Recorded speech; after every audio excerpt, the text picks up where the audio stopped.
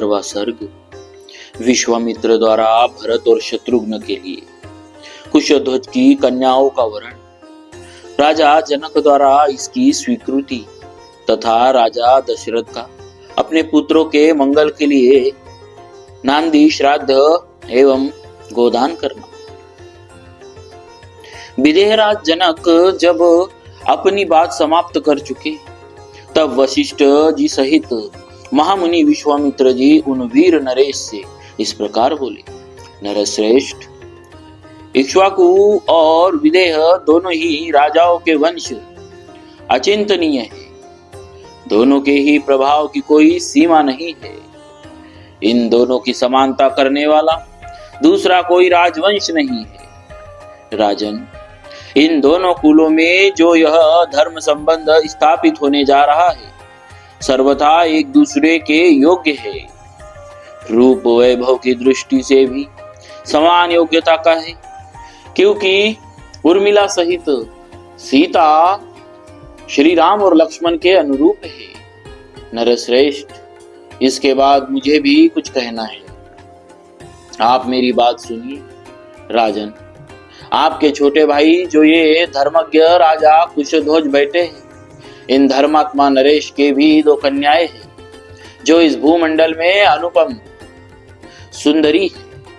नरश्रेष्ठ, भूपाल, मैं आपको उन दोनों कन्याओं का कुमार भरत और बुद्धिमान शत्रुघ्न, इन दोनों महामनस्वी राजकुमारों के लिए इनकी धर्म पत्नी बनाने के उद्देश्य से वरण करता हूं।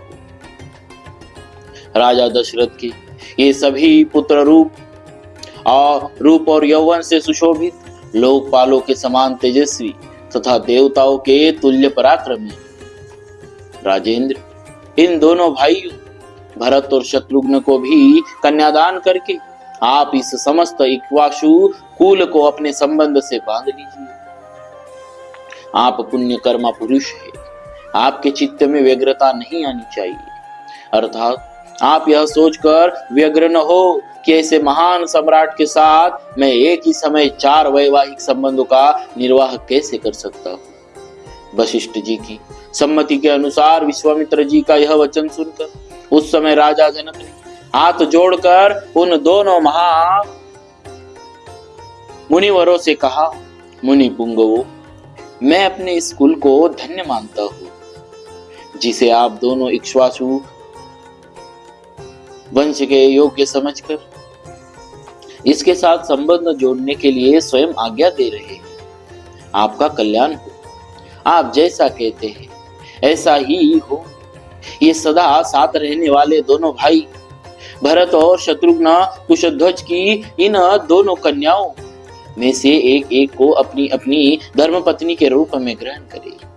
महामुनि, ये चारों महाबली राजकुमार एक ही दिन हमारी चारों राजकुमारियों का पाणी ग्रहण करे। ब्राह्मण, अगले दिन फाल्गुनी नामक नक्षत्रों से युक्त है।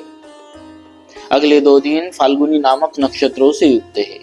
इनमें पहले दिन तो पूर्व फाल्गुनी और दूसरे दिन अर्थात परसों उत्तरा फाल्गुनी नामक नक्षत्र होगा, जिसके देवता प्रजापति भग तथा अमरिया है। मनीषी पुरुष उस नक्षत्र में वैवाहिक कार्य करना बहुत उत्तम बताते हैं।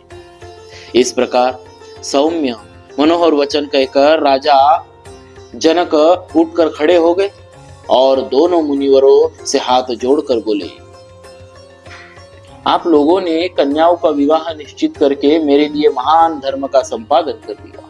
मैं आप दोनों का शिष्य हूँ। मुनिवरों, इन श्रेष्ठ आसनों पर आप दोनों विराजमान हो। आपके लिए जैसी राजा दशरथ की अयोध्या है, वैसी ही यह मेरी मिथिलापुरी भी है। आपका इस पर पूरा अधिकार है, इसमें संदेह नहीं। अतः आप हमें यथा योग्य आज्ञा प्रदान करते रहे। विदेहराज जनक के ऐसा कहने पर रघुकुल का आनंद बढ़ाने वाले राजा दशरथ ने प्रसन्न होकर उन मिथिला नरेश को इस प्रकार उत्तर दिया। मिथिलेश्वर, आप दोनों भाइयों के गुण असंख्य है। आप लोगों ने ऋषियों तथा राज समूहों का भली भांति सत्कार किया है। आपका कल्याण हो। आप मंगल के भागी हो। अब हमें अपने विश्राम स्थान को जाएंगे। अब हम अपने विश्राम स्थान को जाएंगे। वहां जाकर मैं विधि पूर्वक नांदीमुख श्राद्ध का कार्य संपन्न करूंगा। यह बात भी राजा दशरथ ने कही। तदनंतर मिथिला नरेश की अनुमति ले महायशस्वी राजा दशरथ मुनि श्रेष्ठ विश्वामित्र और वशिष्ठ को आगे करके तुरंत अपने आवास स्थान पर चले गए। डेरे पर जाकर राजा दशरथ ने अपराह्न काल में विधि पूर्वक आभ्युदयिक श्राद्ध संपन्न किया। तत्पश्चात रात बीतने पर प्रातः काल उठकर राजा ने तत्कालोचित उत्तम गोदान कर्म किया। राजा दशरथ ने अपने एक एक पुत्र के मंगल के लिए धर्मानुसार 1 लाख गौवे ब्राह्मणों को दान किए। उन सब के सिंग सोने से मड़े हुए थे।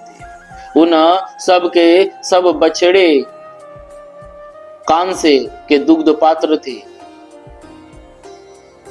इस प्रकार पुत्र वत्सल रघुकुल नंदन पुरुष शिरोमणि राजा दशरथ ने 4 लाख गौओं का दान किया तथा और भी बहुत सा धन पुत्रों के लिए गोदान के उद्देश्य से ब्राह्मणों को दे दिया। गोदान कर्म संपन्न करके आए हुए पुत्रों से घिरे हुए राजा दशरथ उस समय लोकपालों से घिर कर बैठे हुए शांत स्वभाव प्रजापति ब्रह्मा के समान शोभा पा रहे थे।